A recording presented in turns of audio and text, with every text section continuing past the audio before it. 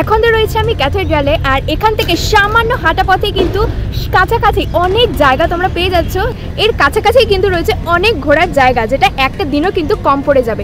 তো যেমন পেছনেই দেখতে পাচ্ছ ক্যাথেড্রালের পাশেই রয়েছে ময়দানের সেই বিল্ডিংটা, অর্থাৎ বুঝতেই পারছো ময়দান কিন্তু একদমই কাছে। হ্যাঁ, এখান থেকে জাস্ট কয়েকটি হাঁটা পায়ে কিন্তু ময়দান। তার পেছনেই রয়েছে হচ্ছে ভিক্টোরিয়া, তার পাশে রয়েছে মোহরকুঞ্জ, আর রয়েছে মিউজিয়াম। এবং ভিক্টোরিয়ার কাছ থেকেই কিন্তু তোমরা বাস থেকে চলে যেতে পারো জুতে। সেটা একটু বাসে করে গেলে বেটার, কারণ হাঁটা পথে অনেকটাই রাস্তা পড়বে। তো চলো, 25শে ডিসেম্বর যদি এরকমভাবে ঘুরতে হয় তাহলে অর্থাৎ কালকেই চলে আসতে পারো প্রথমেই ক্যাথেড্রাল, তারপরে সেখান থেকে ভিক্টোরিয়া ঘুরে ময়দানে তোমরা আরামসে সময় কাটাতে পারো। এবং সন্ধ্যা পর্যন্ত ওখানে কাটিয়ে সন্ধ্যার সময় যখন পার্ক স্ট্রিটে লাইটগুলো সব জ্বলে যাবে তখন কিন্তু তোমরা পার্ক স্ট্রিটে সেই রাস্তাতে হাঁটতে পারো, তারপরে রিটার্ন বাড়ি। তো খুব সুন্দর কিন্তু একটা প্ল্যান আমি বলে দিলাম। আজকে আমি চলে এসেছি সেন্ট পলস ক্যাথেড্রালে। এখানে কিভাবে আসতে হবে এবং 25শে ডিসেম্বর এই ক্যাথেড্রাল খোলা থাকবে কি না, আর খুললেও কটা থেকে কটা পর্যন্ত খোলা থাকছে, এবং এই জায়গায় বাসে করে বা মেট্রো করে কোনটাতে আসলে সুবিধা বা দুটোতেই কিভাবে আসবে, আর এখানে টিকিট কত, এন্ট্রি ফি কত, সব কিছুই কিন্তু জানাবো আমি এই ভিডিওটাতে। তো পুরোটা দেখতে থাকুন। আমি রয়েছি এখন রবীন্দ্র সদন মেট্রো স্টেশনের ওই পারটাতে হচ্ছে 1 নম্বর গেট, আর এই পারে হচ্ছে 2 নম্বর গেট। তো 2 নম্বর গেট থেকে বেরিয়ে বাঁ দিকে চলে আসতে হবে, আর এসে এই যে 4 মাথা মোড় পড়বে, তো 2 নম্বর গেটে যেদিকে সেই দিকের বাঁ দিকের এই সোজা রাস্তাতে চলে যেতে হবে। অর্থাৎ আমার পাশে রয়েছে এইদিকে ময়দান পুলিশ স্টেশন, সেই রাস্তা ধরে সোজা চলে যাবে। তো যেতে যেতে শিশির মঞ্চ দেখা দেবে। তো চলো তারও আগে যাব, তার সামনেই রয়েছে নন্দন, অর্থাৎ ওই রাস্তাটা দিয়েই আমরা এখন সোজা যাচ্ছি। তো সোজা এসে গেছে এখানে আরেকটি 4 মাথা মোড়। তো একদম সোজা চলে গেলেই পড়বে ভিক্টোরিয়া, আর এই হচ্ছে 4 মাথা মোড়। সোজা গেলে একদম ভিক্টোরিয়া, আর আমরা ঘুরবো হচ্ছে ডান দিকে।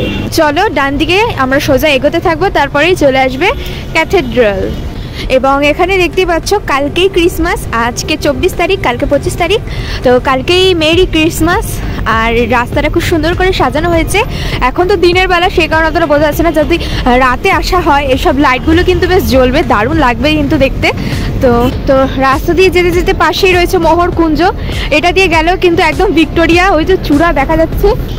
এবং রাস্তায় যেতে যেতে এখানে একটা ব্যানার দেখতে পাচ্ছি, যেটা হচ্ছে পৌষ উৎসব 2023। কালকে অর্থাৎ 25শে ডিসেম্বর থেকে 1 জানুয়ারি পর্যন্ত প্রতিদিন বিকেল 5টা পর্যন্ত 5টা থেকে শুরু হবে এই পৌষ উৎসব। আর জায়গাটা হচ্ছে ঠিক মোহরকুঞ্জ, টালা প্রত্যয় পূজা প্রাঙ্গণ এবং বরিশা ক্লাবের মাঠ। এই জায়গাগুলো কিন্তু পৌষ উৎসব শুরু হচ্ছে। তো আমরা এসে গেছি, আর সামনেই দেখতে পাচ্ছি আমাদেরকে এখান থেকে ঘুরে ওদিকে যেতে হবে, ওদিকে গেট। আর সামনেই রয়েছে বিড়লা প্ল্যানেটেরিয়াম। তো ওটার কি কি টিকিট আছে এবং টাইমিং কখন কি আছে সেসব আমি জানাবো একটু পরে। তার আগে আমরা যাব হচ্ছে বাসে করে আসতে হলে শিয়ালদা বা হাওড়া স্টেশন থেকে তারামণ্ডলে আসার অনেক বাস তোমরা পেয়ে যাবে, তো সেটা করে তোমরা চলে আসতে পারো। তো ক্যাথেড্রাল আমরা এসে গেছি, দেখতে পাচ্ছি এখন খুব ভিড় আছে। তো টাইমিংটা আমি তোমাদেরকে আরেকবার জানিয়ে দেব। নর্মাল ডেতে এই চার্চ সকাল 10টা থেকে সন্ধ্যা 6টা পর্যন্ত খোলা থাকে। চলো এবার ভেতরে যাই। তো আজকে অর্থাৎ 24 আর 25 এই 2 দিন কিন্তু ক্যাথেড্রালের এন্ট্রি ফি একদমই নেই, মানে 10 টাকা করে নর্মাল ডেজতে এন্ট্রি ফি লাগে 10 টাকা করে, বাট আজকের দিনে এবং 25 তারিখ 24 তারিখ এই 2 দিনই কিন্তু ফ্রি এন্ট্রি ফি। আর কালকে অর্থাৎ 25 তারিখ যেদিনকে ক্রিসমাস, সেই দিন কিন্তু একদম ভোর থেকেই খোলা থাকছে, আর বন্ধ হয়ে যাচ্ছে হচ্ছে 4টে পর্যন্ত। অর্থাৎ 4টের পর থেকে কিন্তু ক্যাথেড্রালে আর প্রবেশ করা যাবে না। ঢুকতেই ডান দিকে তাকালেই চোখে পড়বে হচ্ছে এত সুন্দর ডেকোরেট করেছে এখানটাতে।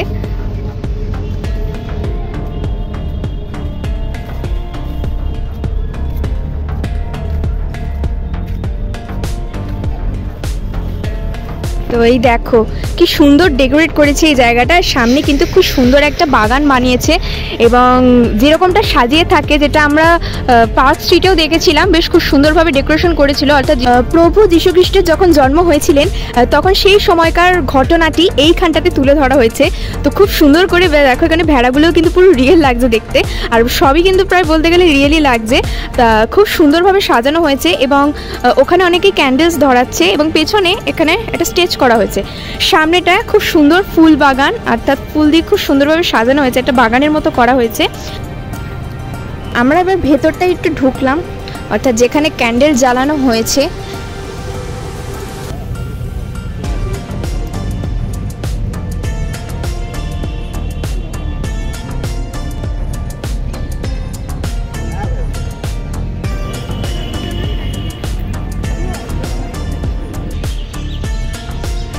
জাস্ট অপূর্ব লাগছে, মানে এখন বাজে হচ্ছে ঠিক 11:30। তো সকালের দিকটা যেহেতু রোদটা একটু পেছন, মানে ক্যাথেড্রালের পেছনের দিকে থাকে, তাই বলবো যে পেছনের থেকে ভিউটা কিন্তু অসাম লাগে। অর্থাৎ একদম ক্যাথেড্রালটা পুরোটাই সাদা আর রোদের আলোতে সাথে পেছনে নীল আকাশ, এত সুন্দর লাগছে, মানে অপূর্ব লাগছে দেখতে। তো সামনে যেহেতু এখন রোদটা নেই, সে কারণে ছায়া, পেছন থেকে ছবি ভিডিও যাই বলো সেটা ভালো আসবে না। তো পরে যখন রোদটা ওইদিকে চলে যাবে তখন তো সামনেই নর্মাল ওকে, তো পেছনে আগে চলে আসবে আমি বলবো। মেন এই যে চার্চের যে এক্সিট গেটটা, এইখানে কিন্তু একটা ছোট্টখাটো শপ আছে যেখানে অনেক রকম জিনিস পাওয়া যাচ্ছে। তো এই শপ থেকেও তোমরা ক্যান্ডেল পেয়ে যাচ্ছ এবং সাথে জিসাসের অনেক কিছু জিনিস এখানে পাওয়া যাচ্ছে এবং তার সাথে কেকও ছিল এখানে, জানি না এটা সবসময় থাকে কিনা। তো একদম চার্চের পেছন দিকটায় এখানে কিন্তু একটা খুব সুন্দর বসার জায়গা রয়েছে এবং পাশেই রয়েছে টয়লেট। তো সেটা খুবই পরিষ্কার পরিচ্ছন্ন এবং কোনো টাকা লাগে না।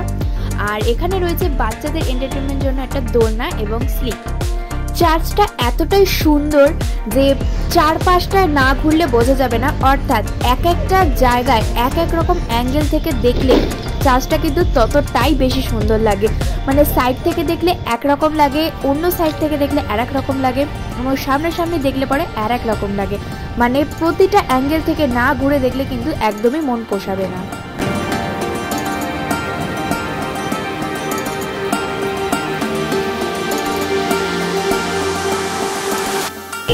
তো এই যে বিড়লা প্ল্যানেটেরিয়াম, ক্যাথেড্রাল থেকে একদম বেরিয়েই মুখেই রয়েছে বিড়লা প্ল্যানেটেরিয়াম। তো এখানে যে টিকিট প্রাইস এবং যে টাইমিং সেগুলো রয়েছে এখানে।